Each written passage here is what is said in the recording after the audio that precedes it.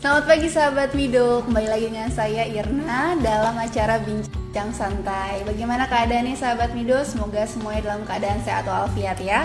Hari ini saya ditemani oleh narasumber kita dari Kepala Subseksi Izin Tinggal Keimigrasian Bapak Andi Ahmad Akbar atau yang biasa disapa dengan Bapak Akbar.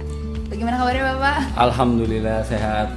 Halo sahabat Mido, apa kabar? Semoga kalian tetap sehat selalu ya di manapun berada. Amin.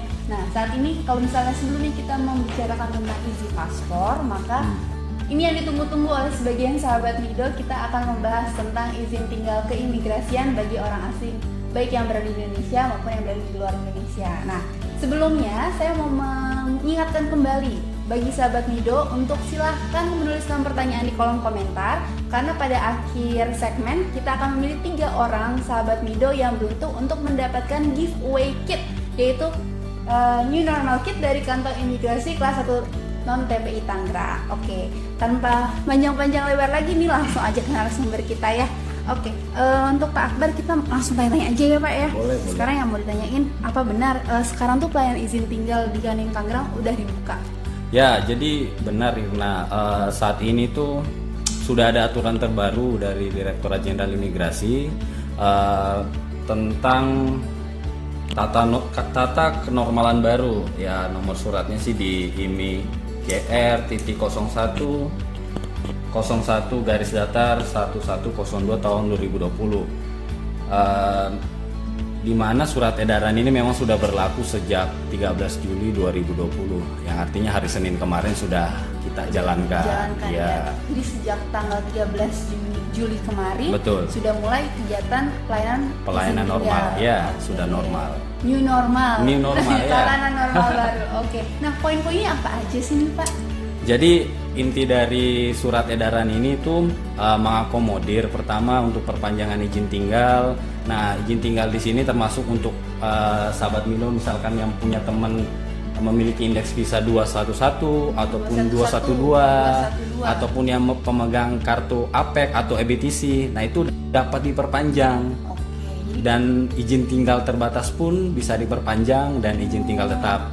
Jadi semua kategori izin tinggal di sini dapat diperpanjang nantinya. wow. Nah, sekarang sahabat Mido, tata caranya gimana sih Pak kalau mau Nah, perpanjangan? kalau tata cara sendiri seperti dengan sebelumnya, sama dengan seperti sebelumnya sebelum COVID ini ada ya, tinggal datang ke kantor imigrasi untuk melakukan perpanjangan. Nah, tapi kan kemarin-kemarin nih kantor imigrasi sempat tutup, dan kita juga tahu kalau misalnya orang asing diberikan izin tinggal terpaksa atau Betul. emergency stay permit. Nah, kalau seperti itu nanti jangka waktu yang diberikannya seperti apa Pak? Kalau jangka waktu yang diberikan tergantung nanti izin tinggalnya. Misalkan dia pemegang izin tinggal terbatas, berarti dia nanti diberikan izin tinggal sesuai dengan izin tinggal sebelumnya. Anggaplah misalkan kitas dia berakhir di tanggal 1 April 2020. Kemudian dia akan perpanjang 1 tahun. Nanti kita akan berikan 1 tahun dari tanggal 1 April. Artinya berarti 1 April 2021. Oh, baik-baik. Nah, kalau misalnya yang udah berakhir pas pandemi kemarin kan belum bisa melakukan perpanjangan, akhirnya kan diberikan emergency stay permit. Betul. Itu gimana Pak? Nah, Kalau misalnya sahabat Mido jangan khawatir kalau misalkan punya rekanan atau siapapun yang memiliki izin tinggal yang sudah melewati masa berlaku, itu tidak akan dikenakan biaya overstay. Nah, jadi tinggal datang saja Irna. Dia datang ke kantor imigrasi, submit dokumen sesuai dengan izin tinggal dia. Nah, tidak ada yang namanya overstay, nanti kita putihkan semuanya. oh, nah ini berarti kalau misalnya itu kan tadi ITAS ya Pak. Kalau misalnya Betul.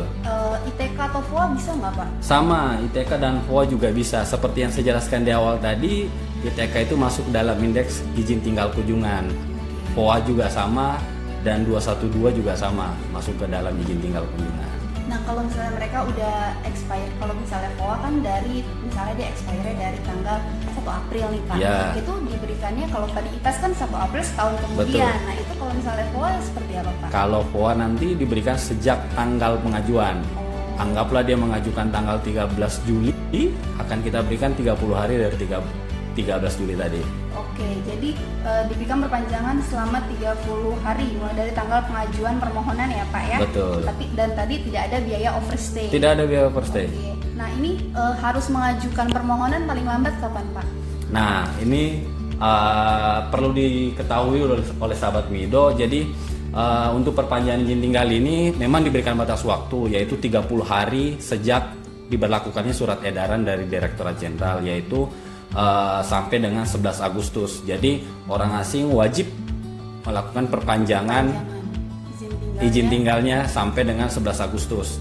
Oke, noted ya sahabat Mido. Jadi dari tanggal 13 Juli kemarin itu dihitung 30 hari diberikan waktu untuk melakukan perpanjangan izin tinggal. Berarti sampai terakhirnya 11 Agustus ya. 11 Agustus.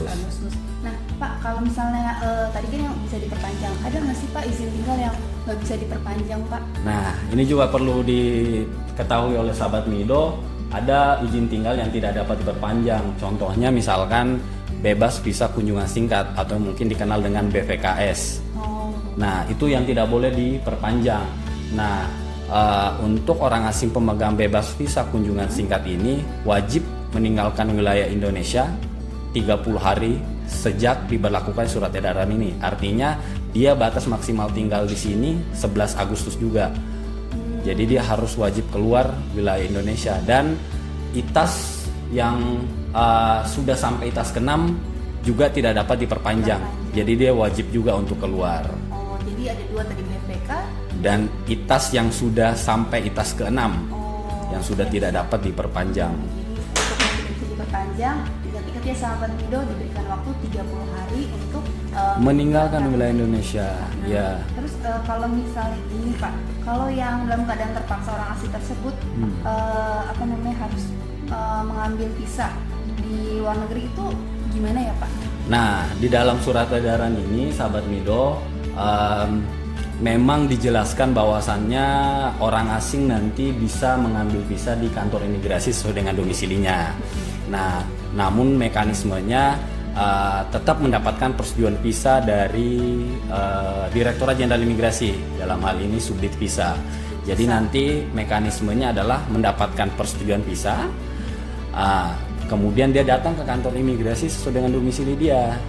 Jadi setelah dapat persetujuan visa, harus dapat persetujuan visa, baru bisa ke kantor imigrasi. Betul. Kalau kebiasaan yang sebelum COVID ini kan dia persetujuan visa ngambil ke KBRI kan, keluar. Nah karena pandemi seperti ini dia bisa mengambil di kantor imigrasi. Tapi syaratnya disetujui. Ya harus mendapatkan persetujuan dulu. Nah kalau orang asing nih izin tinggalnya sudah tidak dapat diperpanjang, tapi dia ternyata ada alat angkut yang bisa bawa dia terkeluar dari Indonesia, itu gimana Pak prosesnya? Apakah harus ECO atau gimana Pak? Kalau saat ini sih kalau misalkan dia pemegang izin tinggal kunjungan langsung aja keluar. Nanti pihak bandara pun atau imigrasi yang ada di bandara sudah mengetahui kok. Artinya dia tidak akan dikenakan biaya overstay, langsung keluar aja kalau untuk pemegang izin tinggal kunjungan ataupun VOA. Tapi kalau misalkan dia ITAS tidak perlu EPO juga. Oh bisa? Ya. Tidak perlu EPO untuk ITAS. Langsung keluar juga, keluar negeri untuk kembali ke negara asalnya. Oke. Nah tadi kan udah tentang teknisnya nih, sekarang kita mau tahu biayanya. Biasanya berapa sih kenanya gitu? Oke, kalau terkait dengan biaya itu masih mengacu pada PP nomor 28 tahun 2019 ya, tentang jenis dan tarif penerimaan negara bukan pajak yang berlaku di Kementerian Hukum dan HAM. Nah, kalau misalkan perpanjangan ITK sendiri, ITK itu adalah izin tinggal kunjungan, itu Rp500.000 per permohonan. Per permohonan ya, satu kali perpanjangan. Kalau misalkan izin tinggal terbatas atau yang biasa kita kenal ITAS, itu untuk yang 1 tahun ya, itu Rp2.500.000. Rp2.500.000 untuk 1 tahun. 1 tahun ITAS. Ada juga yang 2 tahun itu Rp3.750.000. Oke. Kalau ITAP sendiri ada juga ada ITAP sekali perpanjangan Rp6.750.000. ITAP sekali perpanjangan. Ya. Nah, ada juga kitab unlimited. Itu PNBP-nya Rp11.950.000.